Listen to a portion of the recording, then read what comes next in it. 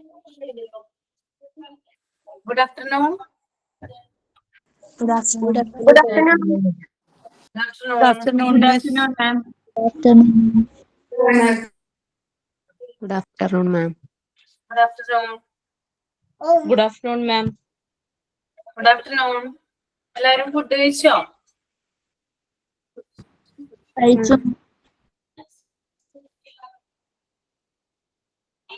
Okay, അപ്പൊ നമുക്ക് start ചെയ്യാം അല്ലേ? തയ്യാർ?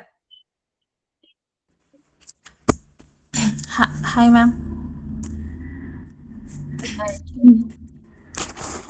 ഈശ്വര കൈകൂപ്പി നിൽപ്പു ഞാൻ നിൻ മുന്നിൽ ഈറനണിഞ്ഞ മിഴികളോടെ കാരുണ്യമെന്നിൽ ചൊരിയണേ ഭൂവിനു കാരണമായുള്ള തമ്പുരാനെ.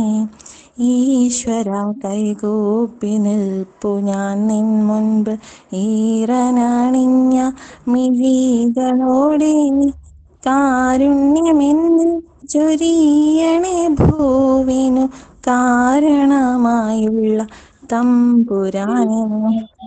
അച്ഛനും അമ്മയുമെന്തു പറഞ്ഞാലും അക്ഷരം തെറ്റാതെ അനുസരിച്ചും ഉള്ളിൽ വെളിച്ചം പകരും ഗുരുവിനെ ഉണ്മയിൽ സ്നേഹിച്ചും ആദരിച്ചും കൂടെ പഠിക്കുന്ന കുട്ടികളെ തൻ്റെ കൂടെ പിറപ്പുകളായി നനച്ചും മാതൃഭൂവിനായി ജീവൻ ത്യജിച്ചോരെ മാതൃകയായിട്ടു സ്വീകരിച്ചും ഈശ്വര കൈകൂപ്പി നിൽപ്പു ഞാൻ നിൻ മുന്നിൽ ഈറനണിഞ്ഞ മിഴികളോടെ കാരുണ്യമെന്ന് ചൊരിയണേ ഭൂവിനു കാരണമായുള്ള തമ്പുരാനെ.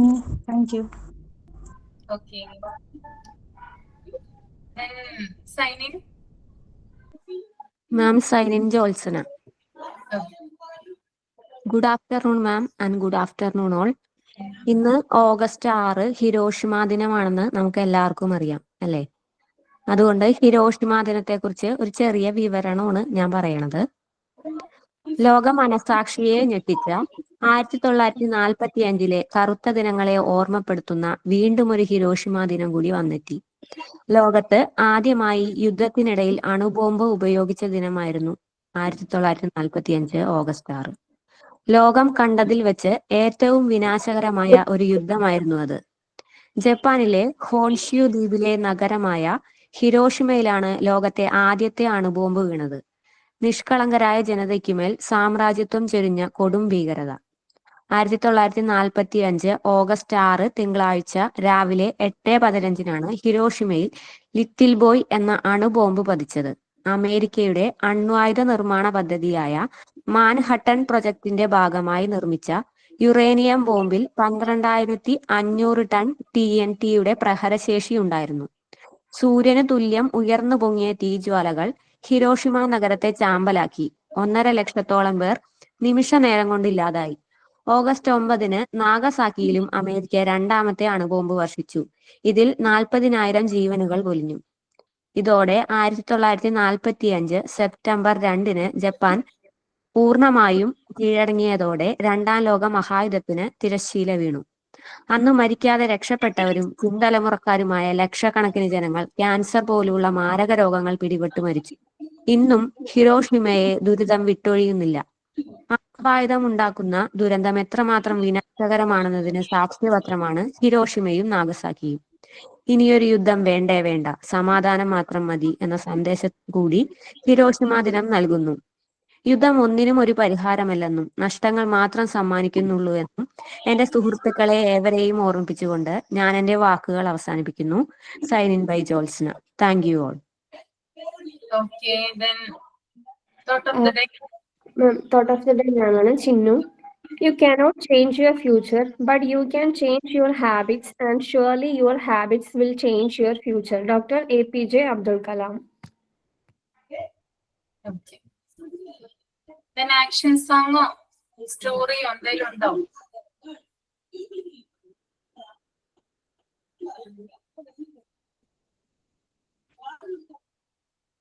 എന്തെങ്കിലും ഉണ്ടെങ്കിൽ പ്രസന്റ് ചെയ്യാം കേട്ടോ.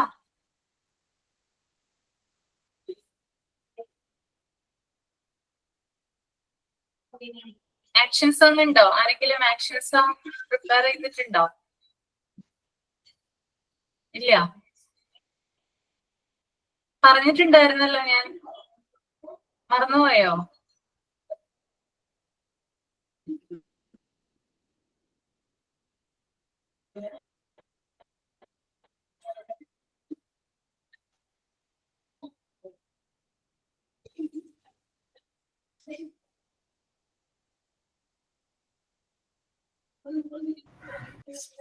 ഏതെങ്കിലും റൈംസ് മതിയോ മാം?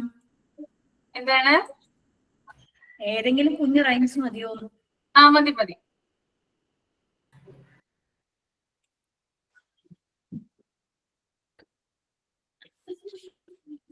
Are you sleeping? Are you sleeping? Brother John, Brother John. Morning bells are ringing, morning bells are ringing. Ding, ding, dong, ding, ding, dong. Thank you, ma'am. Okay, very good.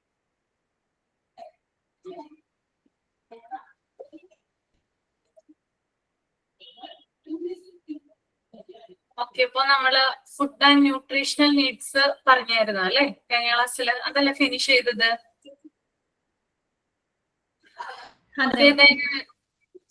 Next വായിക്കാട്ടോ. Dietary requirements ആദ്യം നിങ്ങളൊന്ന് മൈൻഡിൽ read ചെയ്യുക, അതിനുശേഷം explain ചെയ്യും. Okay,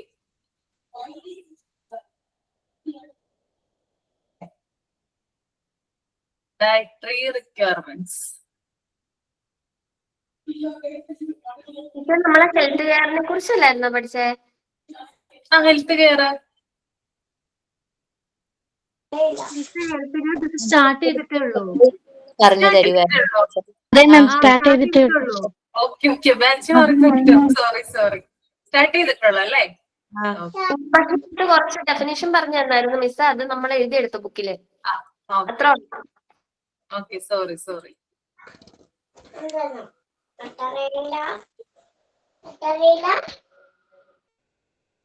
definition പറഞ്ഞായിരുന്നല്ലേ? Life style diseases പറഞ്ഞല്ലേ? Life style diseases. അതെ ma'am, അവിടെ വരെയാ പറഞ്ഞു നിർത്തിയേ. ഓക്കെ, അപ്പൊ നെക്സ്റ്റ് നമ്മൾ നോക്കാം. നെക്സ്റ്റ് എന്ന് പറയുന്നത് ഇമ്മ്യൂണിറ്റിയെ കുറിച്ചിട്ടാണ് പറയാൻ പോകുന്നത് അല്ലെ? ഇമ്മ്യൂണിറ്റിയെ കുറിച്ചിട്ടാണ് പറയുന്നത്. എന്താണ് ഇമ്മ്യൂണിറ്റി? ആ വേർഡ് കേട്ടിട്ടുണ്ടോ? ഇമ്മ്യൂണിറ്റി എന്ന് പറയുന്ന വേർഡ് പ്രതിരോധ ശേഷി. അതിനൊരു ഡെഫിനിഷൻ ഉണ്ട്.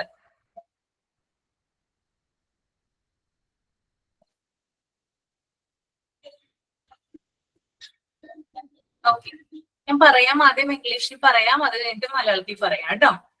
ഓക്കെ, അപ്പൊ ഇമ്മ്യൂണിറ്റി എന്ന് പറയുന്നത് പ്രതിരോധ ശേഷിയാണ്. The ability of the body to prevent and destroy pathogens that have entered the body. ഒന്നുകൂടി പറഞ്ഞുതരാം. The ability of the body to prevent and destroy pathogens that have entered the body. രോഗാണുക്കളുടെ പ്രവേശനം തടയാനും ശരീരത്തിനകത്ത് പ്രവേശിച്ച രോഗാണുക്കളെ നശിപ്പിക്കാനുമുള്ള ശരീരത്തിന്റെ കഴിവാണെന്ത്? Immunity എന്ന് പറയുന്നത്. Okay, ഒന്നുകൂടി പറയാം. ഇംഗ്ലീഷിലുള്ളതല്ലേ പറയേണ്ടത്? The ability of the body. The ability of the body. ഹസന ഉമ്മർ മാം ക്ലിയർ ആവുന്നില്ല, എക്കോ ഫീൽ ചെയ്യുന്നു. എക്കോ ഉണ്ട്. എല്ലാവരും ഒന്ന് മ്യൂട്ട് ചെയ്തിട്ട് ഞാൻ പറഞ്ഞുതരാം. The ability of the body. The ability of the body to prevent and destroy. To prevent and destroy pathogens. Pathogens. Miss അതിന്റെ സ്പെല്ലിംഗ് ഒന്ന് പറയൂ? Pathogens, PATHOGENS. OGENS, pathogens. That have entered the body. That have entered the body. Okay, ഒന്നും കൂടി പറഞ്ഞുതരാം. The ability of the body to prevent and destroy pathogens that have entered the body. രോഗാണുക്കളുടെ പ്രവേശനം തടയാനും ശരീരത്തിനകത്ത് പ്രവേശിച്ച രോഗാണുക്കളെ നശിപ്പിക്കാനുമുള്ള ശരീരത്തിന്റെ കഴിവാണിത് immunity അഥവാ പ്രതിരോധ ശേഷി എന്ന് പറയുന്നത്. ഓക്കെ, അപ്പോ എന്തെങ്കിലും അതായത് നമ്മൾ പഠിച്ചിട്ടുണ്ടായിരുന്നു അല്ലെ, പലതരത്തിലുള്ള രോഗാണുക്കൾ ഉണ്ടല്ലോ. അത് ബാക്ടീരിയ ആവാം, വൈറസ് ആവാം, ഫംഗി ആകാം. അത്തരത്തിലുള്ള രോഗാണുക്കളുടെ പ്രവേശനം, അതിന്റെ എൻട്രി തടയാനും അതുപോലെ തന്നെ ഇനി അകത്തെങ്ങാനും പ്രവേശിച്ചു കഴിഞ്ഞാല് അതിനെ നശിപ്പിക്കാനുമുള്ള ബോഡിയുടെ ആ ഒരു എബിലിറ്റിയാണ് എന്ത് പറയുന്നത്, ഇമ്മ്യൂണിറ്റി എന്ന് പറയുന്നത്. ഓക്കെ, ക്ലിയർ ആയല്ലോ? ഓക്കെ ആണ്. ഓക്കെ, then നെക്സ്റ്റ് വൺ ആണ് ഇമ്മ്യൂണൈസേഷൻ. ഇമ്മ്യൂണൈസേഷൻ എഴുതിക്കോളൂ കേട്ടോ. Immunizations that give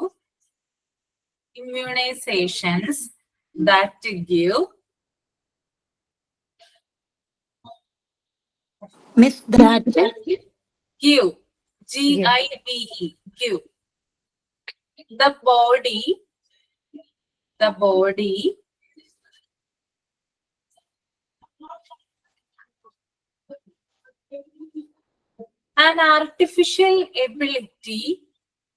an artificial ability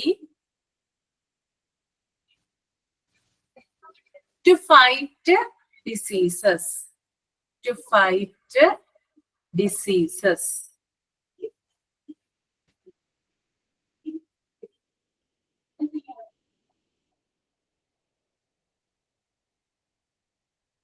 Immunizations that give the body an artificial ability to fight diseases. രോഗങ്ങളെ പ്രതിരോധിക്കാൻ ശരീരത്തിന് കൃത്രിമമായി കഴിവ് നേടിക്കൊടുക്കുന്ന വാക്സിനുകൾ. ഓക്കെ, അപ്പൊ നമുക്ക് രോഗപ്രതിരോധ ശേഷി ഇല്ലെങ്കിൽ നമുക്ക് എന്ത് ചെയ്യാം? ആർട്ടിഫിഷ്യൽ ആയിട്ട് എന്ത് കിട്ടും? വാക്സിനേഷനിലൂടെ അല്ലെ, ഇമ്മ്യൂണൈസേഷനിലൂടെ നമുക്ക് ആ പ്രതിരോധ ശേഷി ക്രിയേറ്റ് ചെയ്യാനായിട്ട് സാധിക്കും. അതിനെയാണ് ഇമ്മ്യൂണൈസേഷൻ എന്ന് പറയുന്നത് കേട്ടോ. ഓക്കെ, അപ്പൊ നമുക്കറിയാം, നമുക്ക് കോവിഡ് അല്ലെ, കൊറോണ വന്ന സമയത്ത് നമുക്ക് 2 തരം വാക്സിൻസ് അവൈലബിൾ ആയിരുന്നു അല്ലെ. എല്ലാവരും എടുത്തിട്ടുണ്ടാവുമല്ലോ അല്ലെ. ഇപ്പൊ വാക്സിൻ എടുത്തിട്ടുണ്ടാവും ചില ആളുകൾ കോവിഷീൽഡ് എടുത്തിട്ടുണ്ടാവും അല്ലെ.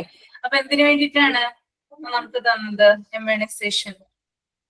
കൊറോണ വരാതിരിക്കാൻ വേണ്ടിയിട്ട് അല്ലെ. നമ്മുടെ ശരീരത്തിന് അതിനെ പ്രിവെന്റ് ചെയ്യാനുള്ള കഴിവില്ലെങ്കിൽ അത് എന്താണ്, ആർട്ടിഫിഷ്യൽ ആയിട്ട് ശരീരത്തിനെ ഉണ്ടാക്കിയെടുക്കുന്നതിനാണ് എന്ത് തരുന്നത്? ഈ വാക്സിനുകൾ തരുന്നത്.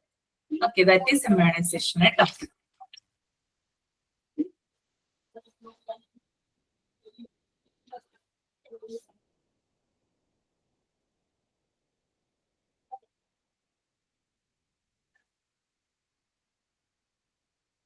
Then അടുത്തത് എഴുതാ substance used four.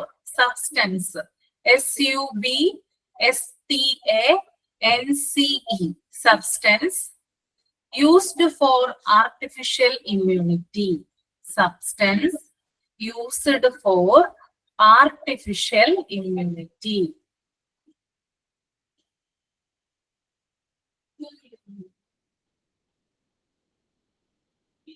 Vaccine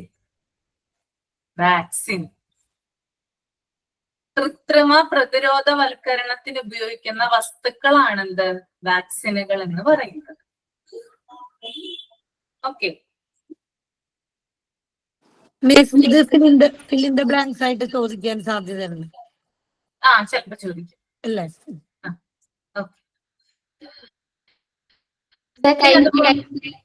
mock ടെസ്റ്റിന്റെ കാര്യം പറഞ്ഞിട്ടുണ്ടായിരുന്നു.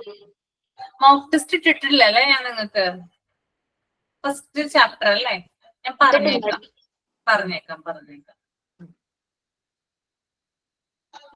ഒരു സെക്കൻഡ്.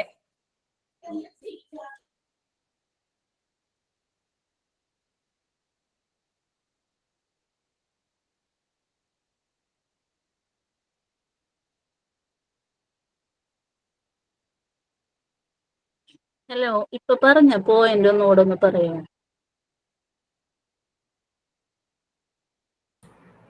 ഏത് വാക്സിന്റെ ഡെഫിനിഷൻ ആണോ? അതെ, വാക്സിന്റെ definition. Substance used for artificial immunity.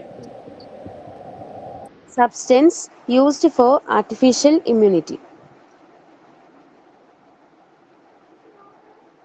കിട്ടിയോ? Okay, thank U.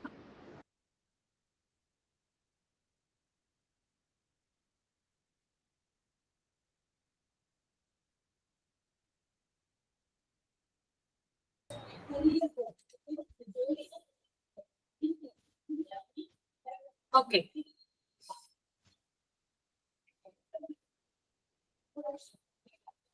കുട്ടികൾക്ക് ഇടയ്ക്കിടയ്ക്ക് നമ്മളൊരു വാക്സിൻ കൊടുക്കാറുണ്ട് അല്ലെ? ഒരു ഡ്രോപ്സ് ആയിട്ട് ചില കാര്യങ്ങൾ കൊടുക്കാറുണ്ട്. എന്താണെന്ന് അറിയാമോ? വർഷത്തില് പോളിയോ അല്ലെ? പോളിയോ കൊടുക്കാറുണ്ട്. ഡ്രോപ്സ് എത്ര വയസ്സ് വരെയാ കൊടുക്കുന്നത് കുഞ്ഞുങ്ങൾക്ക്? 5 വയസ്സ്. 5 വയസ്സ് വരെ. എത്ര പ്രാവശ്യം ഇട്ട് കൊടുക്കും അതറിയാമോ? 1.5 മാസം, 2.5 മാസം, 3.5 മാസം. അതൊന്ന് കണ്ടുപിടിച്ചിട്ട് വരിക കേട്ടോ. 5 വയസ്സ് വരെ എത്ര പ്രാവശ്യമായിട്ടാണ് കൊടുക്കുന്നതെന്ന്. ഓക്കെ, അത്രേ ഉള്ളൂ കേട്ടോ. മിസ് ഇപ്പൊ എന്താ പറഞ്ഞത്? ഞാൻ പറഞ്ഞത് കേട്ടില്ലേ? ഇല്ല. പോളിയോ ഉണ്ടല്ലോ, പോളിയോ ഡ്രോപ്സ് ഉണ്ടല്ലോ, അത് എത്ര പ്രാവശ്യം കൊടുക്കുന്നു? 5 വയസ്സ് വരെയാണ് കൊടുക്കുന്നത് കുഞ്ഞുങ്ങൾക്ക്. എത്ര പ്രാവശ്യമായിട്ടാണ് കൊടുക്കുന്നത് അതൊന്ന് കണ്ടുപിടിച്ചിട്ട് വരാനാ പറഞ്ഞേ. ഓക്കെ,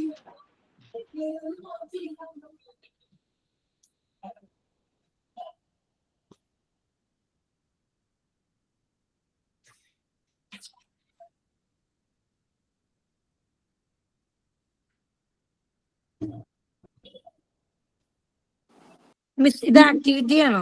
ആക്ടിവിറ്റി ആയിട്ട് ഇല്ല, ചെയ്യാനാണോ? ജസ്റ്റ് അത് Just നിങ്ങൾ download. ചിരിപ്പിച്ചാൽ മതി കേട്ടോ. Okay miss. ഒന്നുമല്ല. ഓക്കെ, അപ്പൊ നമുക്ക് നേരെ ഇനി ചാപ്റ്ററിലോട്ട് പോവാം. ഹെൽത്ത് കെയറില് ഇമ്മ്യൂണൈസേഷൻ ഹെഡിങ് കൊടുത്തിട്ടുണ്ട്. അതിന്റെ സബ് ഹെഡിങ് ആയിട്ട് ഡിഫ്തീരിയ, പെർട്ടൂസിസ് ആൻഡ് ടെറ്റനസ്, ഈ 3 രോഗങ്ങളെ കുറിച്ചിട്ടാണ് ഇവിടെ പറയുന്നത്. അതൊന്ന് ആദ്യം ഒന്ന് മൈൻഡിൽ റീഡ് ചെയ്യാം. ഓക്കെ, ജസ്റ്റ് മൈൻഡിൽ റീഡ് ചെയ്താൽ മതി. അത് നമ്മൾ പറയുന്നതിന് മുമ്പായിട്ട് ആ 3 രോഗങ്ങൾ എന്താണെന്ന് നമ്മൾ പഠിക്കും. ഓക്കെ, എന്നിട്ടാണ് ആ ഒരു പാരഗ്രാഫിലേക്ക് വരുന്നത് കേട്ടോ. ഓക്കെ, അപ്പൊ ഒന്ന് ജസ്റ്റ് ഒന്ന് റീഡ് ചെയ്യൂ. റീഡ് ചെയ്തോളൂ. മൈൻഡിൽ റീഡ് ചെയ്താൽ മതി, വായിക്കണം എന്നില്ല, ഉറക്കെ വായിക്കണം എന്നില്ല.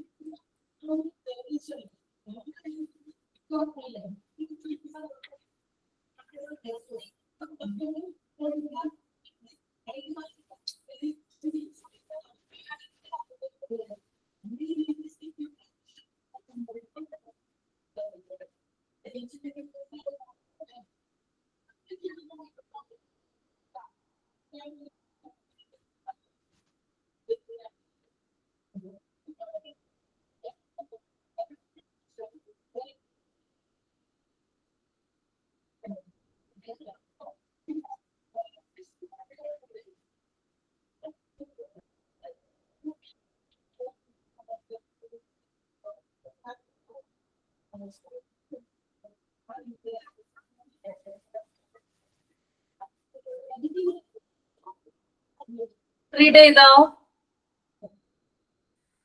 ഓക്കെ,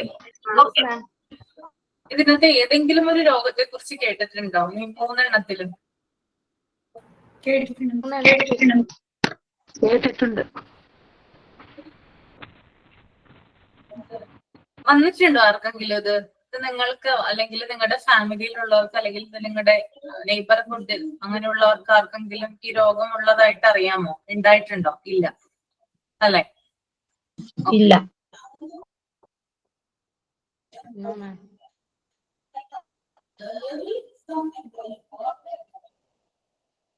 ഓക്കെ, അപ്പോ ഫസ്റ്റ് ഡിഫ്തീരിയാണ്.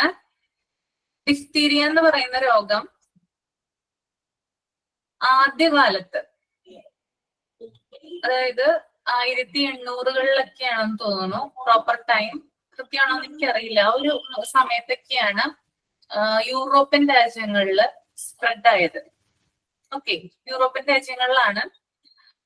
അവിടെ ഈ ഒരു ഡിഫ്തീരിയ എന്ന് പറയുന്ന രോഗം റിപ്പോർട്ട് ചെയ്യുന്ന സമയത്ത് ഈ രോഗത്തെ കുറിച്ചോ ഇതിന്റെ വാക്സിനേഷനെ കുറിച്ചോ ഒന്നും ആളുകൾക്ക് അറിയുന്നുണ്ടായിരുന്നില്ല. എന്താണ് രോഗം, എന്താണെന്ന് കണ്ടുപിടിക്കാൻ. നമുക്ക് കോവിഡ് വന്ന സമയത്ത് എങ്ങനെയായിരുന്നു, കുറച്ച് ബുദ്ധിമുട്ടായിരുന്നില്ല ആദ്യ സമയത്തൊക്കെ ഡയഗ്നോസ് ചെയ്യാനായിട്ട്. പിന്നീട് കുറേയധികം ഗവേഷണങ്ങളൊക്കെ നടത്തിയതിനു ശേഷമാണല്ലോ അതിന്റെ ട്രീറ്റ്മെന്റ്, അതിന്റെ വാക്സിൻ ഒക്കെ നമ്മൾ കണ്ടെത്തിയത്. അതുപോലെ തന്നെയായിരുന്നു ഡിഫ്തീരിയ റിപ്പോർട്ട് ചെയ്തപ്പോൾ.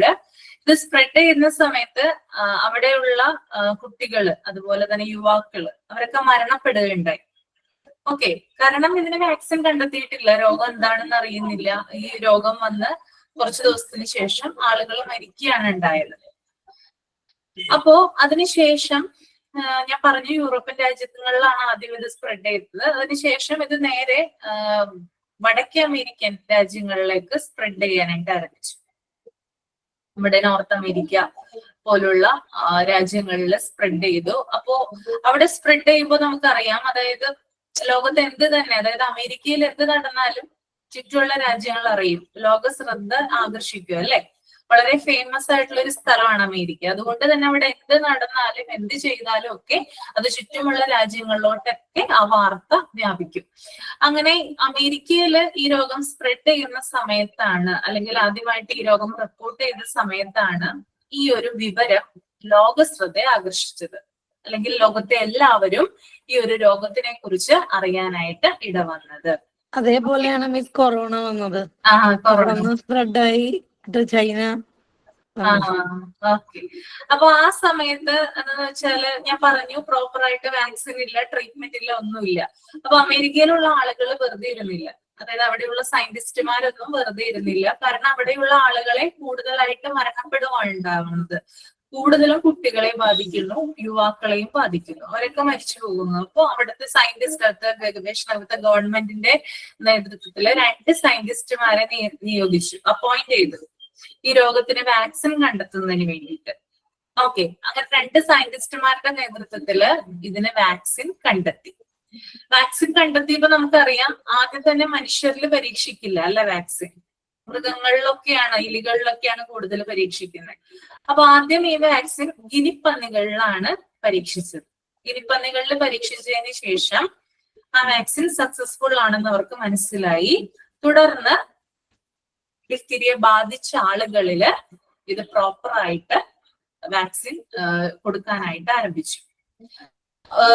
അതായത് ഡിഫ്തീരിയ റിപ്പോർട്ട് ചെയ്ത ആളുകളിൽ മാത്രമല്ല, രോഗം മറ്റുള്ളവരിലേക്ക് പകരാതിരിക്കാൻ വേണ്ടിയിട്ട് ആ പ്രദേശത്തുള്ള ഭൂരിഭാഗം ആളുകളിലും ഈ വാക്സിൻ അവർ അപ്ലൈ ചെയ്തു. അപ്പൊ അവർക്ക് തോന്നി ക്രമേണ, അതായത് ഈ ഒരു മരുന്ന് കണ്ടുപിടിച്ചതിന് ശേഷം അല്ലെങ്കിൽ വാക്സിൻ കൊടുത്തതിന് ശേഷം ആളുകളിൽ അസുഖം കുറഞ്ഞു വരുന്നതായിട്ട് അവർ കണ്ടെത്തി. മുമ്പെന്ന് പറഞ്ഞ ആളുകൾ ധാരാളം മരിച്ചിരുന്നു, സിവിയർ ആയിരുന്നു അവരുടെ കണ്ടീഷൻ. പക്ഷെ ഈ മരുന്ന് കൊടുത്തതിന് ശേഷം എന്തായി, ആ ഒരു രോഗാവസ്ഥ കുറയാനായിട്ട് തുടങ്ങി, റിപ്പോർട്ട് ചെയ്യുന്ന എണ്ണം കുറയാനായിട്ട് തുടങ്ങി. ഓക്കെ, അപ്പോ ധാരാളം ആളുകളെ ഇതുമൂലം മരണപ്പെട്ടു എന്ന് ഞാൻ പറഞ്ഞു. അതുകൊണ്ട് തന്നെ പണ്ട് കാലത്ത് ഈ അസുഖം അറിയപ്പെട്ടിരുന്ന ഒരു പേരാണ് കില്ലർ ഡിസീസ്, കൊലയാളി രോഗം എന്നാണ് ഡിഫ്തീരിയ അറിയപ്പെട്ടിരുന്ന മറ്റൊരു പേര്. ഓക്കെ, ഞാൻ പറഞ്ഞു വാക്സിനോ ട്രീറ്റ്മെന്റോ ആദ്യകാലത്ത് ഉണ്ടായിരുന്നില്ല. പിന്നീടാണ് ഇതിന് വാക്സിൻ ട്രീറ്റ്മെന്റ് ഒക്കെ ആരംഭിച്ചത്. പിന്നെ അതുപോലെ തന്നെ ഇതിന് മറ്റൊരു പേര് പറയും ഡിഫ്തീരിയ അല്ലെങ്കിൽ തൊണ്ടമുള്ള്. തൊണ്ടമുള്ളെന്ന് കേട്ടിട്ടുണ്ടോ? തൊണ്ടമുള്ളെന്ന് പറയും കേട്ടോ. ഈ ഒരു രോഗത്തിനെ പറയുന്ന മറ്റൊരു പേരാണെന്ത്, തൊണ്ടമുള്ള് എന്ന് പറയും. ഓക്കെ, അപ്പോ ഇനി ഇതിന്റെ ലക്ഷണങ്ങളിലേക്കും അതുപോലെ തന്നെ ഇതുണ്ടാക്കുന്ന സൈഡ് എഫക്ട്സുകളിലേക്കും നമുക്ക് പോവാൻ എന്തൊക്കെയാണെന്ന്. കൊറിനി ബാക്ടീരിയം ഡിഫ്തീരിയ എന്ന ബാക്ടീരിയയാണ് ഡിഫ്തീരിയ എന്ന രോഗം ഉണ്ടാക്കുന്നത്. കൊറിനി ബാക്ടീരിയം ഡിഫ്തീരിയ. അപ്പൊ ബാക്ടീരിയയുടെ പേരെന്താ? കൊറിനി ബാക്ടീരിയം ഡിഫ്തീരിയ. ഓക്കെ, ഈ ഒരു രോഗം രോഗിയില്, അതായത് ഈ ഒരു ബാക്ടീരിയ അകത്ത് പ്രവേശിച്ചു കഴിഞ്ഞാല് 2-5 ഡേയ്സിനുള്ളില് ഇൻഫെക്ഷൻ ഉണ്ടാക്കുന്നു. 2 തുടങ്ങി 5 ദിവസത്തിനുള്ളിലാണ് രോഗിക്ക് ആ ഒരു അണുബാധ ഉണ്ടാകുന്നത്. പിന്നെ അതുപോലെ തന്നെ ഇത് പകരുന്നത് എങ്ങനെയാണെന്ന് വെച്ചാല് എല്ലാ രോഗങ്ങളും ഇതുമായി ബന്ധപ്പെട്ട് നമ്മൾ ഇനി പഠിക്കാൻ പോകുന്ന ഒട്ടുമിക്ക രോഗങ്ങളും ഇങ്ങനെയാണ് പകരുന്നത്. അറിയാൻ പറ്റുമല്ലോ നിങ്ങൾക്ക്. ഒരു പനി വന്നു കഴിഞ്ഞാല് അല്ലെങ്കിൽ ഒരു ചുമ വന്നു കഴിഞ്ഞാൽ എങ്ങനെയാണ് മറ്റുള്ളവരിലേക്ക് അത് സ്പ്രെഡ് ആവുക? സമ്പർക്കം മൂലം അല്ലെ?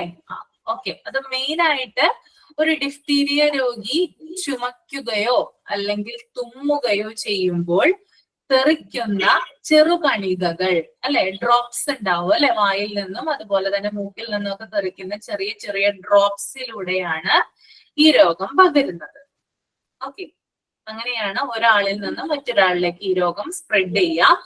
അതുപോലെ തന്നെ രോഗി ഉപയോഗിച്ച കർച്ചീഫുകള്, അതുപോലെ തന്നെ രോഗി ഉപയോഗിച്ച ഗ്ലാസുകള്, പ്ലേറ്റുകള്, ഇതൊക്കെ മറ്റൊരാൾ ഉപയോഗിക്കുന്നത് മൂലവും അല്ലെങ്കിൽ ടച്ച് ചെയ്യുന്നത് മൂലവും രോഗം പകരാം. ഓക്കെ, ഇങ്ങനെയാണ്. അപ്പൊ ഇത് സ്പ്രെഡ് ചെയ്യുന്നത് ഇങ്ങനെയാണ് കേട്ടോ. ചിലപ്പോ ക്ലോസ് കോണ്ടാക്ട് വേണമെന്നില്ല ആള്, അതായത് ഡയറക്റ്റ് ആയിട്ട് അയാളുടെ അടുത്ത് ചെന്ന് നിൽക്കണം എന്നില്ല. അയാൾ ഉപയോഗിച്ച കർച്ചീഫുകളോ അല്ലെങ്കിൽ ഡ്രസ്സുകളോ പ്ലേറ്റോ ഗ്ലാസോ എന്തോ നമ്മൾ ടച്ച് ചെയ്ത് കഴിഞ്ഞാല് അതിലൂടെയും നമ്മൾക്ക് എന്ത് ചെയ്യാം? രോഗം സ്പ്രെഡ് ചെയ്യാവുന്നതാണ്. ഓക്കെ, പിന്നെ അതുപോലെ തന്നെ ചില രോഗികള് പുറമേ രോഗലക്ഷണങ്ങൾ ഒന്നും തന്നെ കാണിക്കാറില്ലെങ്കിലും, ഞാൻ ചില കേസുകളിൽ പറയുന്നതാണ്, പുറമേ ചിലപ്പോൾ അവർക്ക് രോഗലക്ഷണങ്ങൾ, സിംറ്റംസ്, ലക്ഷണങ്ങൾ ഒന്നും തന്നെ ഉണ്ടായെന്ന് വരില്ല. പക്ഷേ രോഗം പിടിപെട്ട് 6 ആഴ്ച കാലത്തോളം രോഗം പരത്താനുള്ള ശേഷി ഉണ്ടായിരിക്കും. ഓക്കെ, ഇപ്പൊ ഒരാൾക്ക് ഒരു ഡിഫ്തീരിയ രോഗിയാണ് അയാള്, പക്ഷെ അയാൾക്ക് പുറമേ നിന്ന് യാതൊരു സിംറ്റംസും ഇല്ല, ഒന്നും തന്നെ ഇല്ല. അയാൾ സാധാരണയായിട്ട് ജോലിക്ക് പോകുന്നു, സാധാരണയുള്ള കാര്യങ്ങളൊക്കെ ചെയ്യുന്നു എന്ന് വിചാരിക്കാം. ഓക്കെ, ഇയാൾക്ക് ഒരു ലക്ഷണങ്ങളോ കാര്യങ്ങളോ ഇല്ല. പക്ഷെ ഇയാൾക്ക് എന്തിന്റെ പവർ ഉണ്ട്? ഇയാൾക്ക് 6 ആഴ്ച കാലത്തോളം എന്താണ്? രോഗം മറ്റുള്ളവരിലേക്ക് പരത്താനുള്ള ശേഷി ഉണ്ടാകും. ഓക്കെ, പിന്നെ അതുപോലെ തന്നെ ഡിഫ്തീരിയ ബാക്ടീരിയ പുറപ്പെടുവിക്കുന്ന വിഷസമാനമായ ടോക്സിനുകളാണ് ഈ രോഗത്തിന്റെ കാഠിന്യം വർദ്ധിപ്പിക്കുന്നത്. അപ്പൊ ഈ ബാക്ടീരിയ എന്ത് ചെയ്യുന്നുണ്ട്? ചില ടോക്സിനുകൾ പ്രൊഡ്യൂസ് ചെയ്യുന്നുണ്ട്, അതും വിഷസമാനമായിട്ടുള്ള ടോക്സിൻസ്. ഇത് പ്രൊഡ്യൂസ് ചെയ്യുമ്പോൾ അല്ലെങ്കിൽ അതിന്റെ ആ ഒരു കാഠിന്യം കൊണ്ടാണ് ഡിഫ്തീരിയ രോഗി മരണത്തിലേക്ക് പോകുന്നത്. ക്ലിയർ ആയല്ലോ? ഇത്രയും കാര്യം ഒക്കെയാണോ? ദെൻ ഇതിന്റെ മെയിൻ ആയിട്ടുള്ള സിംറ്റംസ് എന്തൊക്കെയാണെന്ന് നോക്കാം. ലക്ഷണങ്ങൾ. ഓക്കെ, സാധാരണ ഒരു ജലദോഷം പോലെ തന്നെ ആണ് സാധാരണ ഉണ്ടാവുക. അതായത് നമുക്ക് എങ്ങനെയാണ് ഒരു കോൾഡ് വരുന്നത്, ജലദോഷം വരുന്നത് എങ്ങനെയാണ്? ചിലപ്പോൾ മൂക്കിന്ന് വെള്ളം വരും, അതുപോലെ തന്നെ ചുമ ഉണ്ടാകും, പിന്നെ എന്താ പറയാ, നമ്മൾ ഉമിനീരിറക്കുമ്പോൾ വേദന ഉണ്ടാകും. ഇതൊക്കെ സാധാരണയുള്ള സിംറ്റംസ് ആണ്, പനിയിൽ നമ്മൾ കാണുന്നതാണ്. അപ്പൊ അത്തരത്തിൽ ജലദോഷപ്പനി പോലെ തന്നെ ആണ് ഇതിന്റെയും സിംറ്റംസ് ഉണ്ടാവുക. പിന്നെ അതുപോലെ തന്നെ മറ്റൊരു മെയിൻ ആയിട്ടുള്ള ഇതിന്റെ സിംറ്റം എന്ന് പറഞ്ഞാല്, ഇപ്പോ ഡിഫ്തീരിയ രോഗിയെ കൊണ്ട് നമ്മൾ ഡോക്ടറെ അടുത്ത് പോയെന്ന് വിചാരിക്കാം. അപ്പൊ സാധാരണ പനിയുണ്ട്, അതുപോലെ ചുമയുണ്ട്, ജലദോഷമുണ്ട്. അപ്പൊ സാധാരണ ഫീവർ ആവാം, ചിലപ്പോൾ വൈറൽ ഫീവർ ആവാം. അങ്ങനെയുള്ള ചില കാര്യങ്ങളൊക്കെ ചിലപ്പോൾ ഡോക്ടർ കണ്ടുപിടിക്കുമല്ലോ, ഡോക്ടർ പറയും എന്താണെന്ന് ആളെ പരിശോധിച്ച് നോക്കുമ്പോ തന്നെ. അപ്പോ ഈ ഡിഫ്തീരിയ എന്ന് പറയുന്ന രോഗം ഡയഗ്നോസ് ചെയ്യുന്നത് സ്വാബ് ടെസ്റ്റ് ചെയ്തിട്ടാണ്. അതായത് തൊണ്ടയിലെ സ്രവം എടുത്തിട്ടാണ് എന്ത് ചെയ്യുക? ഡിഫ്തീരിയ ടെസ്റ്റിന് അയക്കുക. അപ്പോ ഈ രോഗി ഡോക്ടറെ അടുത്ത് വന്നിരിക്കുമ്പോൾ എല്ലാവരും നമുക്ക് എല്ലാവർക്കും അറിയാം, ഡോക്ടേഴ്സ് സാധാരണ വാ തുറന്ന് നോക്കാനായിട്ട് പറയും അല്ലെ, വാ പൊളിക്കാനായിട്ട് പറയും. അപ്പൊ ഈ കുട്ടികൾക്കൊക്കെയാണ് ഇത് വരുന്നതെങ്കിൽ തീർച്ചയായിട്ടും അവര് വാ തുറന്ന് നോക്കിപ്പിക്കും. അപ്പൊ വാ തുറക്കുന്ന സമയത്ത് ഒരു വെള്ളപ്പാട് പോലെ കാണാനായിട്ട് പറ്റും. ഓക്കെ, നമ്മള് ഇങ്ങനെ വാ തുറക്കുമല്ലോ, വാ തുറക്കുമ്പോൾ നമ്മുടെ ഉള്ളിലായിട്ട് നമ്മുടെ പാൽപ്പാട ഉണ്ടല്ലോ, നമ്മള് കുറച്ചു നേരം പാല് വെച്ച് കഴിഞ്ഞാൽ അതിന്റെ മീതെ എന്ത് കിട്ടും? പാട കിട്ടും അല്ലെ? ആ പാട പോലെ നമ്മുടെ വായുടെ ഉൾഭാഗത്ത്, അതായത് അണ്ണാക്കിന്റെ സൈഡിൽ തുറക്കുന്ന ആ ദ്വാരത്തിന്റെ അവിടെയായിട്ട് എന്തുണ്ടാകും? ഒരു വെള്ളപ്പാട് പോലെ കാണാനായിട്ട് സാധിക്കും. ഓക്കെ, അതാണ് മെയിൻ ആയിട്ടുള്ള സിംറ്റം. അപ്പൊ ശരിക്കും പറഞ്ഞാൽ ആ ഒരു സിംറ്റം ഉണ്ട്, അതിന്റെ കൂടെ തന്നെ ഈ ജലദോഷവും പനിയൊക്കെ ഉണ്ടെങ്കിൽ ഉറപ്പിക്കാം ഡോക്ടർക്ക് ഈ കുട്ടിക്ക് ഡിഫ്തീരിയാണ്. പിന്നെ ഒന്നും കൂടി ഊട്ടി ഉറപ്പിക്കാൻ വേണ്ടിയിട്ട് ചിലപ്പോൾ സ്വാബ് എടുത്തിട്ട് എന്ത് ചെയ്യാം? ടെസ്റ്റ് ചെയ്യാം, സ്വാബ് എടുത്തിട്ട് ടെസ്റ്റ് ചെയ്യാം. അപ്പൊ അതാണ് അതിന്റെ മെയിൻ സിംറ്റം. പിന്നെ അതുപോലെ തന്നെ തലവേദന ഉണ്ടാകും, ശക്തിയായിട്ടുള്ള തലവേദന, അതുപോലെ തന്നെ ഛർദി ഉണ്ടാകും, പിന്നെ ഹാർട്ട് ബീറ്റിന് വ്യത്യാസം ഉണ്ടാകാം, പിന്നെ അതുപോലെ തന്നെ കൈയും കാലും തളർന്നു പോകുന്നത് പോലെ അനുഭവപ്പെടാം, മരണം വരെ സംഭവിക്കാം. പിന്നെ സൗണ്ടില് വ്യത്യാസങ്ങൾ ഉണ്ടാവാം. സാധാരണ സൗണ്ടിൽ നിന്ന് കുറച്ചും കൂടി ഡിഫറെന്റ് ആയിട്ട് കുറച്ചും കൂടി സ്ട്രെയിൻ ഉള്ളത് പോലെ അനുഭവപ്പെട്ടേക്കാം. അപ്പൊ ഇത്രയുമാണ് ഇതിന്റെ മെയിൻ ആയിട്ടുള്ള സിംറ്റംസ് എന്ന് പറയുന്നത്. ഓക്കെ, സാധാരണ സിംറ്റംസിന്റെ കൂടെ ഏറ്റവും മോസ്റ്റ് ഇമ്പോർട്ടന്റ് ആയിട്ടുള്ള സിംറ്റം ആണ് ഞാൻ പറഞ്ഞത്, വാ തുറന്ന് നോക്കുമ്പോൾ വെള്ളപ്പാട്, പാൽപ്പാട പോലെ കാണപ്പെടാം. ഓക്കെ, പിന്നെ അതുപോലെ തന്നെ സാധാരണഗതിയിൽ 2 വയസ്സിൽ താഴെയുള്ള കുട്ടികൾക്കാണ് ഡിഫ്തീരിയ ഉണ്ടാകുന്നത്. 2 വയസ്സിൽ താഴെയുള്ള കുട്ടികൾക്ക് സാധാരണയായിട്ട്.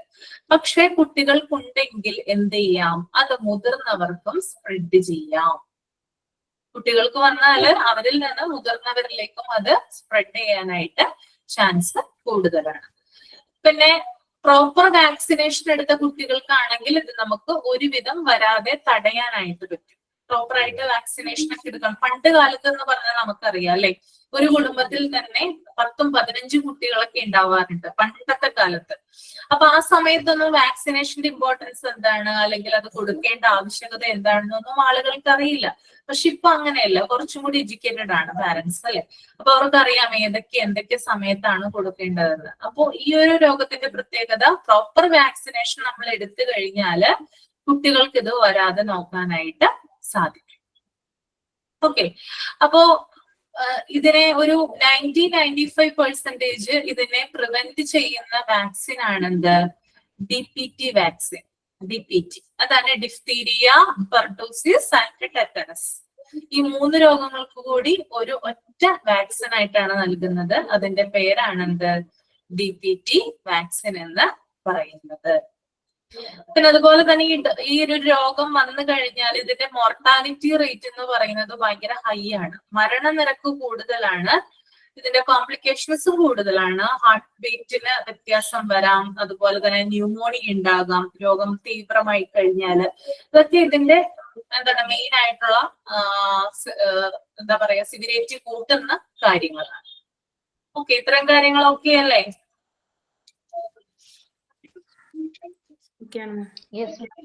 ഓക്കെ, ടീച്ചറെ ഈ അഡിനോയിഡും ഡിഫ്തീരിയയും രണ്ടില്ലേ? ഏതാണ് അഡിനോയിഡും അഡിനോയിഡ്? അഡിനോയിഡോ? എനിക്ക് മനസ്സിലായില്ല. അഡിനോയിഡ് എന്ന് പറയുന്ന രോഗം ഈ തൊണ്ടയ്ക്കകത്തേ വെള്ള കുമ്മിള പോലെ കാണപ്പെടും 2 സൈഡില്. അതല്ല, അത് വ്യത്യാസമുണ്ട് കേട്ടോ, അത് വേറെയാണ്. അത് എന്റെ മോനുണ്ടായിരുന്നു, അങ്ങനെ സർജറി ചെയ്തതാ, അതാ ഞാൻ ചോദിച്ചത്. അത് വേറെയാണ് കേട്ടോ. അത് ഈ സമയത്ത് ഉണ്ടാകുന്ന സിംറ്റം മാത്രമാണ് ഈ വെള്ളപ്പാട് പോലെ. അത് കഴിഞ്ഞിട്ട് അത് ഉണ്ടാവില്ല പിന്നീട്. ഇത് 2 സൈഡില്, തൊണ്ടയുടെ 2 സൈഡിൽ നല്ല ഈ മുന്തിരിങ്ങ കൊല പോലെ വെള്ള കളറിലായിരുന്നു. വെള്ള കളറിലാണ് അല്ലെ? അത് സർജറി ചെയ്ത്. ഓക്കെ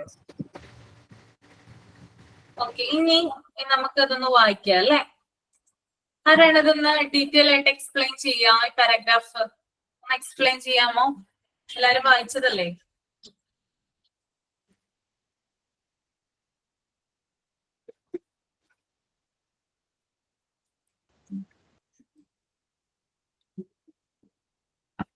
എക്സ്പ്ലെയിൻ ചെയ്യാമോ?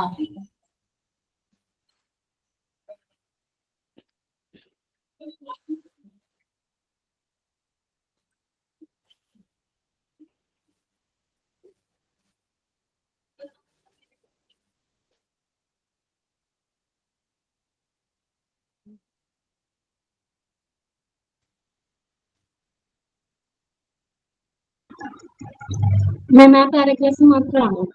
ആ പാരഗ്രാഫ് മാത്രം. Okay. Diphtheria, pertussis and tetanus. Pertussis, whooping cough, tetanus, lockjaw.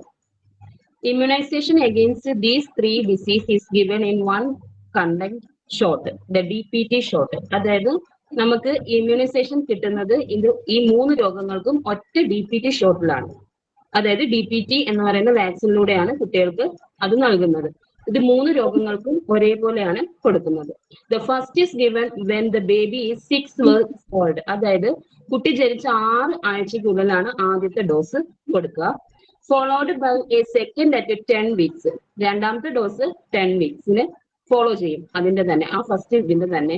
And third at 14 weeks. മൂന്നാമത്തത് 14 ആഴ്ചയ്ക്ക് ഉള്ളിലായിട്ട്. At 18 months and again at 4.5 years. അതായത് 14 ആഴ്ച, അത് കഴിഞ്ഞിട്ട് 18 മാസം, അതിന് 4.5 വയസ്സിനും ആണ് നമുക്ക് പിന്നീടുള്ള dose given. Between the age of 12 and 14 years. Booster dose കൊടുക്കുന്നത് 12നും 14നും ഇടയ്ക്കുള്ള കുട്ടികൾക്കാണ്. The child is given a booster for diphtheria and tetanus. അത് പക്ഷേ ഡിഫ്തീരിയക്കും ടെറ്റനസിനും മാത്രമാണ് കൊടുക്കുന്നത്, പെർട്ടൂസിസിന് കൊടുക്കില്ല booster dose. Thank you ma'am. Okay, very good. Okay, അപ്പോ DPT വാക്സിനെ കുറിച്ചിട്ടാണ് ഇവിടെ പറയുന്നത്. എങ്ങനെയാണ് കുട്ടിക്ക് ഇത് കൊടുക്കുന്നതെന്നാണ് പറയുന്നത്. ഈ ഒരു 3 രോഗങ്ങൾക്കുമായിട്ടാണ് ഈ ഒരൊറ്റ വാക്സിൻ കൊടുക്കുന്നത്. ഒന്ന് ഡിഫ്തീരിയ, അതുപോലെ തന്നെ പെർട്ടൂസിസ്, പിന്നെ ടെറ്റനസ്. ഈ 3 രോഗങ്ങൾക്കും കൂടി ഒറ്റ ഷോട്ട് ആയിട്ടാണ് കൊടുക്കുന്നത്. DPT എന്ന പേരിലാണ് അത് അറിയപ്പെടുന്നത്. കുട്ടി ജനിച്ച് 6 ആഴ്ച പ്രായമുള്ളപ്പോഴാണ് ആദ്യം കൊടുക്കുക. ഓക്കെ, കുട്ടി ജനിച്ച് 6 ആഴ്ച 6th വീക്ക് ആവുമ്പോൾ, ബേബിക്ക് 6th വീക്ക് പ്രായമുള്ളപ്പോൾ ആദ്യം കൊടുക്കും. ദെൻ അതിനെ ഫോളോ ചെയ്തത് കൊണ്ട് 10th വീക്ക് 10 ആഴ്ച പ്രായമുള്ളപ്പോൾ രണ്ടാമത് കൊടുക്കും. അതിനുശേഷം 14th വീക്ക് കുട്ടിക്ക് 14 ആഴ്ച പ്രായമുള്ളപ്പോൾ മൂന്നാമത്തേക്ക് കൊടുക്കും. ഓക്കെ, അപ്പോ ഒന്നിന്റെ ഫോളോ അപ്പ് ആയിട്ടാണ് ബാക്കി വരുന്നത്. ഓക്കെ, അപ്പൊ 6th week, 10th week, last one 14th week. ഈ 3നെയും DPTയുടെ പ്രൈമറി ഡോസ് എന്ന് പറയുന്നത്. ഈ 3ഉം കുട്ടിക്ക് കിട്ടിയാലാണ് എന്ത് പറയാ, കുട്ടിക്ക് പ്രൈമറി ഡോസ് ഫിനിഷ് ചെയ്തു എന്ന് പറയാനായിട്ട് സാധിക്കും. ഓക്കെ, അപ്പൊ 6th വീക്കിൽ കൊടുത്തു, 10th വീക്കിൽ കൊടുത്തു, 14th വീക്കിൽ കൊടുത്തു. That is DPT primary dose. Okay, then അതിനെ തുടർന്ന് അതിനുശേഷം കുട്ടിക്ക് ബൂസ്റ്റർ ഡോസ് കൊടുക്കും. ബൂസ്റ്റർ ഡോസ് കൊടുക്കുന്നത് 18 മാസം. 18 മാസം എന്ന് പറയുമ്പോൾ നമുക്കറിയാം 1.5 വയസ്സിനും 2 വയസ്സിനും ഇടയിലായിട്ടാണ് കൊടുക്കുന്നത്. അതുപോലെ തന്നെ 4-4.5 വയസ്സിനിടയിലും കൊടുക്കും. ഓക്കെ, 18 മാസമുള്ളപ്പോൾ കൊടുക്കുന്നു, പിന്നെ 4-4.5 വയസ്സ് പ്രായമുള്ളപ്പോൾ വീണ്ടും കൊടുക്കുന്നു, ബൂസ്റ്റർ ഡോസ് കൊടുക്കുന്നു. അതുപോലെ തന്നെ പിന്നീട് 12നും 14നും ഇടയ്ക്ക്, 12നും 14 വയസ്സിനും ഇടയ്ക്ക് ഒരു സമയത്ത് എന്ത് കൊടുക്കുന്നു, ഇതിന്റെ ഒരു ബൂസ്റ്റർ കൂടി കൊടുക്കുന്നു. അത് പക്ഷെ പെർട്ടൂസിസ് അതിനകത്ത് വരുന്നില്ല, ഡിഫ്തീരിയയും ടെറ്റനസിനുമായിട്ടാണ് കൊടുക്കുന്നത്. ഓക്കെ, അപ്പൊ ഇത്രയുമാണ് ആ ഒരു പാരാഗ്രാഫിൽ പറയുന്നത് കേട്ടോ. മിസ്സേ, നമ്മളെ 18 മന്ത്സിൽ കൊടുക്കുന്നു പറഞ്ഞില്ലേ ബൂസ്റ്റർ ഡോസ്, അത് ശരിക്ക് 18 മന്ത്സിൽ ഓർ 4.5 വയസ്സിൽ അങ്ങനെയാണോ, അതോ 18ലും 4.5ലും കൊടുക്കുവോ? 18 മന്ത്സിലും അതുപോലെ തന്നെ 4.5 കൊടുക്കും എന്നാണ് പറയണേ. പക്ഷെ ഇത് നിങ്ങൾ അങ്ങനെ കുട്ടികൾക്കൊന്നും കിട്ടാറില്ലല്ലോ, 4.5ലൊന്നും ഒറ്റ മരുന്നൊന്നും കുറച്ച് വ്യത്യാസങ്ങൾ വന്നിട്ടുണ്ട്. ഇപ്പൊ കൊടുക്കുന്നതിലൊക്കെ കുറച്ച് വ്യത്യാസങ്ങൾ വന്നിട്ടുണ്ട്. അപ്പൊ ഇതിനകത്ത് പറയുന്നത് കറക്റ്റ് തന്നെ ആകണം എന്നില്ല കേട്ടോ. അതിപ്പോ നമുക്ക് അറിയാൻ പറ്റും, ഗവൺമെന്റ് ഹോസ്പിറ്റൽ അതുപോലെ ഹെൽത്ത് വർക്കേഴ്സിനൊക്കെ നമ്മളൊന്ന് കോണ്ടാക്ട് ചെയ്ത് കഴിഞ്ഞാൽ എങ്ങനെയാണ്, ഏത് സമയത്താണ് എന്നൊക്കെ ഇപ്പോഴത്തെ ഇതിൽ കുറച്ച് മാറ്റങ്ങൾ വന്നിട്ടുണ്ട്. അത് ഞാൻ നിങ്ങളെ കൊണ്ട് കൊടുക്കും അല്ലെ. അസൈൻമെന്റ് ആയിട്ട് ഞാൻ 12-14 എന്നുള്ളത് 10 വയസ്സിൽ കൊടുക്കും തോന്നുന്നു. 10 വയസ്സില് അല്ലെ. എന്റെ മോന് 10 വയസ്സില്, പിന്നെ 10th എക്സാമിന്റെ സമയത്തൊക്കെ കൊടുക്കും അല്ലെ. വയസ്സ് 15 വയസ്സ് അങ്ങനെ 3ആയിട്ടാണ് കൊടുക്കുന്നത്. മിസ് അതെന്താണെന്നറിയോ, ഈ 4.5 എന്ന് എഴുതിയില്ലേ, 18 മന്ത്സ് കറക്റ്റ് ആയിരിക്കും. പക്ഷെ ഈ 4.5 എന്നുള്ളത് നമ്മുടെ ഒക്കെ ഇവിടെ 5 വയസ്സിലാണ് കൊടുക്കണേ. അതേസമയം 12 തൊട്ട് 14 എന്നുള്ളത് നമുക്ക് 15 വയസ്സിലാണ് കൊടുക്കണേ. ആ ഓക്കെ, ശരിയാണ് പറഞ്ഞത് കേട്ടോ. 15 വയസ്സിലും 5 വയസ്സിലും അല്ലെ, 5 വയസ്സാ 4.5 എന്നുള്ളത് 5 വയസ്സും അതുപോലെ 12 to 14 ഉള്ളത് 15 വയസ്സും. അങ്ങനെയാണ് ഇവിടെ കൊടുക്കുന്നത് കുട്ടികൾക്ക്. Okay.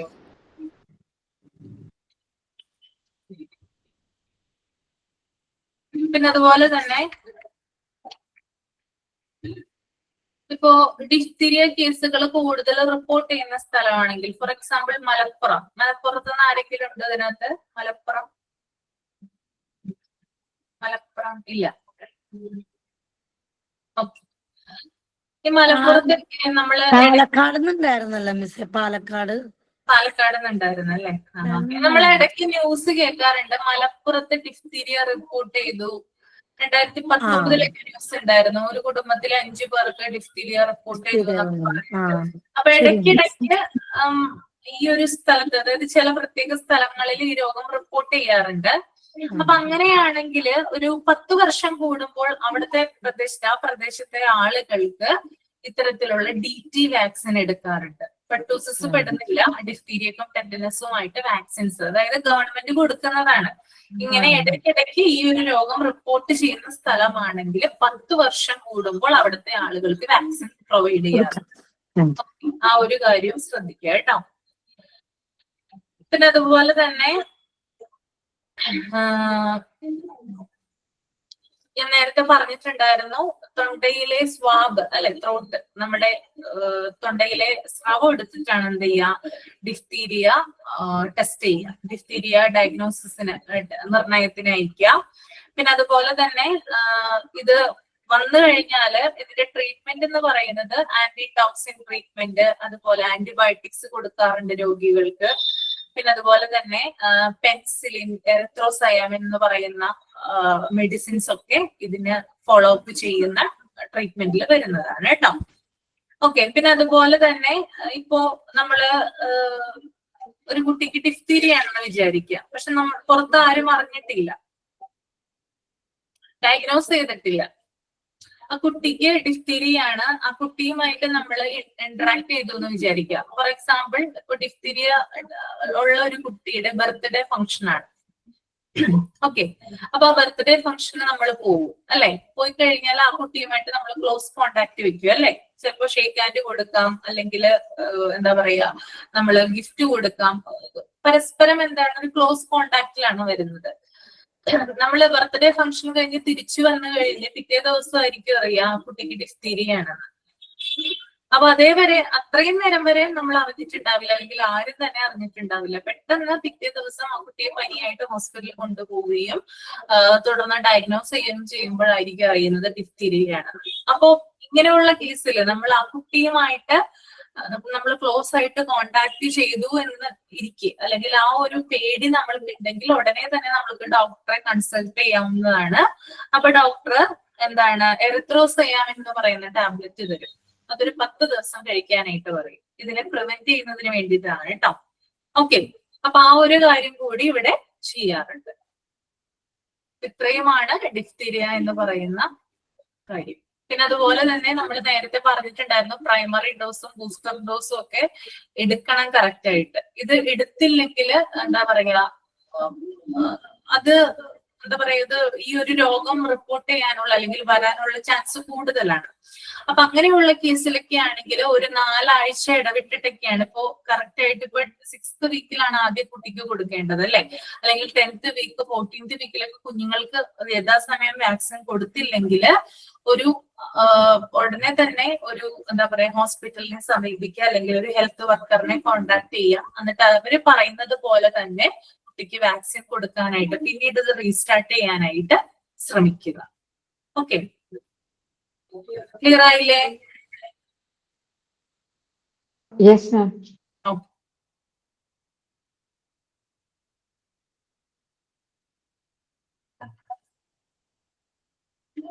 The next one, pertussis ആണ് കേട്ടോ. pertussis പെർട്ടൂസിന്റെ മറ്റൊരു പേരാണ് വൂഫിംഗ് കഫ് എന്ന് പറയും.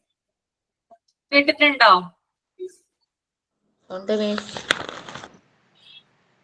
വില്ലൻ ചുമ. വില്ലൻ ചുമ ആർക്കെങ്കിലും വന്നിട്ടുണ്ടോ? ആർക്കെങ്കിലും വന്നിട്ടുണ്ടോ? ഇല്ല, വരാതിരിക്കട്ടെ. എന്റെ മോൾക്ക് വന്നിട്ടുണ്ട്. വന്നിട്ടുണ്ട് അല്ലേ? ദുർഗ ഒരു പറഞ്ഞില്ല, അതൊന്ന് പറയോ? വന്നപ്പോഴാ വന്നിട്ടുള്ളത്. പെർട്ടൂസിന് വേറൊരു നെയിമും കൂടെ ഉണ്ട് തന്നില്ല, അതൊന്ന് പറയോ? വൂഫിംഗ് കഫ് നമ്മുടെ ഇതിനകത്തുണ്ട്. നോക്കൂ, PDF ടെക്സ്റ്റിൽ ഉണ്ട് നിങ്ങളുടെ ബ്രാക്കറ്റില്. വില്ലൻ ചുമ കേട്ടോ, പെർട്ടൂസിസ്. ദുർഗ ഒന്ന് എക്സ്പീരിയൻസ് ഷെയർ ചെയ്യാമോ? അത് മോൾക്ക് എങ്ങനെയാന്ന് വെച്ചാ ഒരു ചുമച്ചിട്ട് ഭയങ്കര ലെങ്ത് ആയിട്ട് പോവാ ചുമ. ശ്വാസം ഇങ്ങനെ ഉള്ളിലേക്ക് വലിച്ചിട്ട് ശ്വാസം കിട്ടാത്ത ഒരു സിറ്റുവേഷൻ ആയിരുന്നു. ഒരു 6 മാസം ഉള്ളപ്പോഴാണ് വന്നത്. അപ്പോ ഞങ്ങൾ തൃശ്ശൂരാണ്, ജൂബിലി ഹോസ്പിറ്റലിലായിരുന്നു ട്രീറ്റ്മെന്റ്. ഒരു 3 ആഴ്ചയോളം ഹോസ്പിറ്റലിൽ ഉണ്ടായിരുന്നു. കുറച്ച് എല്ലാവരും അധികം ആർക്കൊന്നും റിപ്പോർട്ട് ചെയ്തിട്ടില്ല എന്ന് പറഞ്ഞു. അപ്പോ എന്താന്നറിയില്ല, മോൾക്ക് അങ്ങനെ വന്നു. പിന്നെ ഒരു 3 വയസ്സിൽ വരാൻ ചാൻസ് ഉണ്ടെന്ന് പറഞ്ഞു. പക്ഷെ ഇപ്പൊ മോൾക്ക് 12 വയസ്സായി, വന്നിട്ടില്ല. പിന്നെ ഇതുവരെയായിട്ടും വന്നിട്ടില്ല.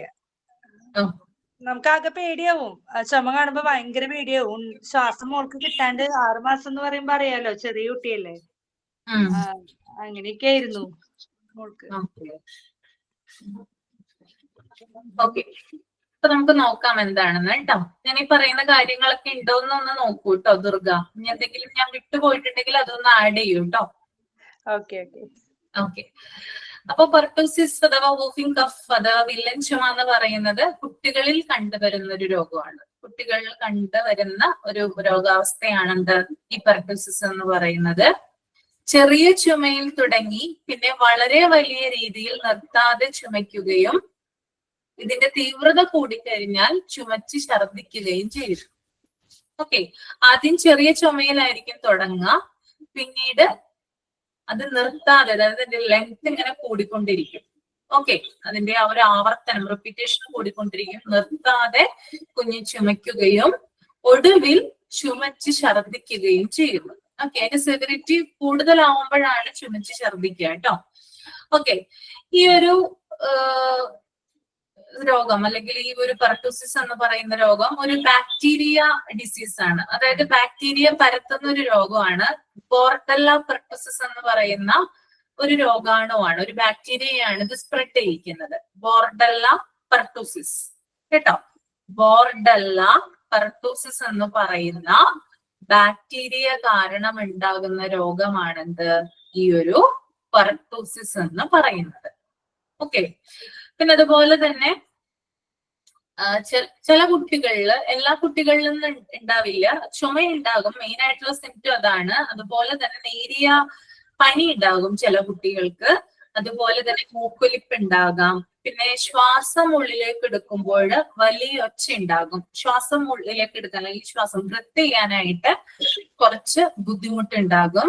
പിന്നെ ചില കുട്ടികളിലാണെങ്കിൽ ശരീരത്തിന് നേരിയ ഒരു നീല നിറം, ബ്ലൂ കളർ കാണപ്പെടാം ബോഡി കേട്ടോ. അതായത് സാധാരണ ചിലപ്പോ വൈറ്റ് ടോൺ ആയിരിക്കാം, അല്ലെങ്കിൽ ബ്ലാക്ക് ടോൺ ആയിരിക്കാം, അങ്ങനെ. അതായത് കറുത്തതോ അതിൽ വെളുത്തതോ ആയിട്ടുള്ള കുട്ടികളായിരിക്കുമല്ലോ അവരുടെ സ്കിൻ അനുസരിച്ചിട്ട്.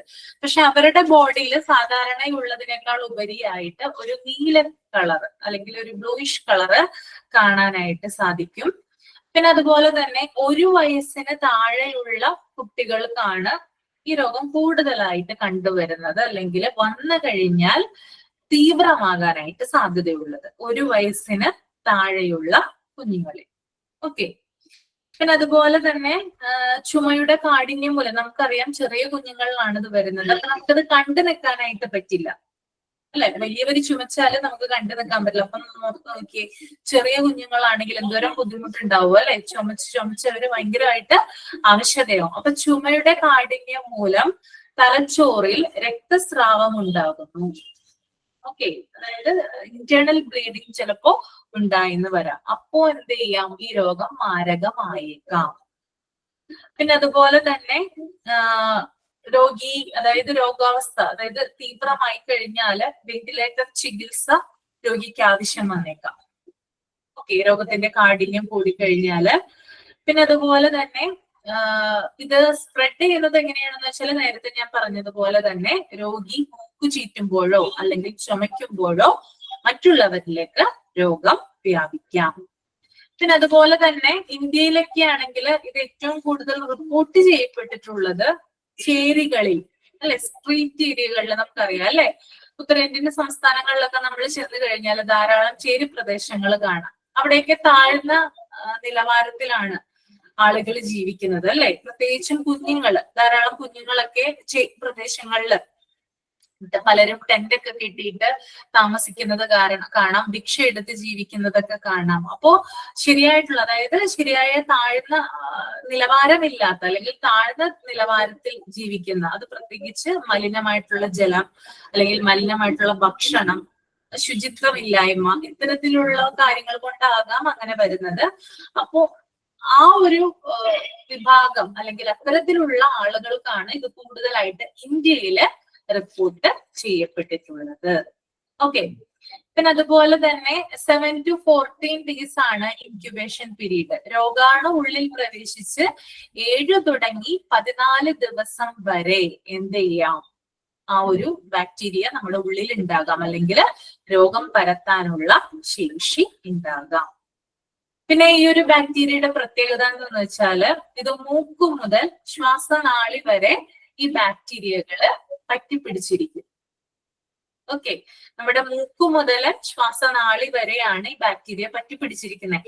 അതുകൊണ്ടാണ് കഠിനമായിട്ട് ചുമ വരുന്നത്. ഓക്കെ, എപ്പോഴും ചമച്ചുകൊണ്ടിരിക്കുന്നത് കേട്ടോ. ഇങ്ങനെ എന്താ പറയാ, നമ്മുടെ ഇങ്ങനെ അള്ളിപ്പിടിച്ചിരിക്കുക എന്ന് പറയില്ലേ, അങ്ങനെയാണ് ഇത് പറ്റിപ്പിടിച്ചിരിക്കുക. അത് ഇവിടെ തുടങ്ങി താഴോട്ട് നമ്മുടെ ശ്വാസനാളി വരെയാണ് അതിന്റെ ആ ഒരു വാസസ്ഥലം എന്ന് പറയുന്നത്.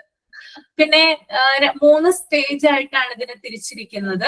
ഇത് എല്ലാവരിലും നമുക്ക് ഉണ്ടെന്ന് പറയാനായിട്ട് പറ്റില്ല കേട്ടോ. ചിലവരിൽ ഉണ്ടാകാം, ചിലവരിൽ ഉണ്ടാകില്ല. ഇതിന്റെ ഫസ്റ്റ് സ്റ്റേജ് എന്ന് പറയുന്നത് പനി ഉണ്ടാകും, ജലദോഷം ഉണ്ടാകും. ഓക്കെ, കുട്ടിക്ക് പനിയും ജലദോഷമായിരിക്കും ഫസ്റ്റ് സ്റ്റേജിൽ വരിക. സെക്കൻഡ് സ്റ്റേജ് ആവുമ്പോഴാണ് ചുമ ഉണ്ടാകുന്നത്. ഓക്കെ, സെക്കൻഡ് സ്റ്റേജിൽ എന്തുണ്ടാകും, ചുമ ഉണ്ടാകും. ഇനി തേർഡ് സ്റ്റേജിലാണെങ്കിൽ ശരീരത്തിൽ ചുവന്ന പാടുകൾ കാണപ്പെടാം. ഓക്കെ, തേർഡ് സ്റ്റേജിൽ എന്താണ്, ശരീരത്തിൽ ചുവന്ന പാടുകൾ കാണപ്പെടാം. പിന്നെ അതുപോലെ തന്നെ ഇതിന്റെ ഒരു തൊണ്ടയിൽ, നമ്മുടെ ത്രോട്ട് അല്ലെ, തൊണ്ടയിൽ നിന്ന് എടുത്തിട്ടുള്ള സ്രവം പരിശോധിച്ചിട്ടാണ് ഇതിന്റെ രോഗനിർണയം നടത്തുക. പിന്നെ ഇതിന്റെ ട്രീറ്റ്മെന്റ് എന്ന് പറയുന്നത് പെന്റാവാലന്റ് വാക്സിൻ കൊടുക്കാറുണ്ട് ഇതിന്. പിന്നെ കുട്ടികളിലാണെങ്കിൽ ഈ ഒരു DPT, ഞാൻ നേരത്തെ പറഞ്ഞല്ലേ DPT, അതായത് ഈ ഒരു ഇതിനെതിരെ, ഈ ഒരു രോഗത്തിനെതിരെയുള്ള വാക്സിൻ ആണ് DPT വാക്സിൻ കൊടുക്കാറുണ്ട്.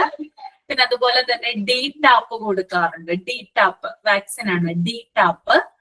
പിന്നെ അതുപോലെ തന്നെ മുതിർന്നവരിലാണെങ്കിൽ TDAP കൊടുക്കാറുണ്ട്. അപ്പൊ 2 പേരും അങ്ങോട്ടും ഇങ്ങോട്ടും തിരിച്ചിട്ടാ മതി കേട്ടോ. DTaP, ക്യാപിറ്റൽ ലെറ്റർ D എഴുതുക, ഡോളിന്റെ D എഴുതുക, എന്നിട്ട് ടാപ്പ് എന്ന് എഴുതുക കേട്ടോ. TAP, tap. അത് കുട്ടികളിലാണ് ആ ഒരു വാക്സിൻ കൊടുക്കുന്നത്. ഇനി മുതിർന്നവർക്കാണ് ഇത് വരുന്നതെങ്കിൽ TDAP, TDAP, BAP. ഓക്കെ, അത്തരത്തിലുള്ള വാക്സിൻസ് ഇതിന് ട്രീറ്റ്മെന്റ് ആയിട്ട് നൽകാറുണ്ട്. അപ്പൊ ഇത്രയുമാണ് മുതിർന്നവർക്ക് ഒന്നുകൂടെ പറയൂ. TDAP. ആദ്യം DTaP അല്ല പറഞ്ഞത്, അതൊക്കെ നേരെ തിരിച്ചിട്ടാ മതി. TDAP കേട്ടോ. TDAP, DAP. ഓക്കെ,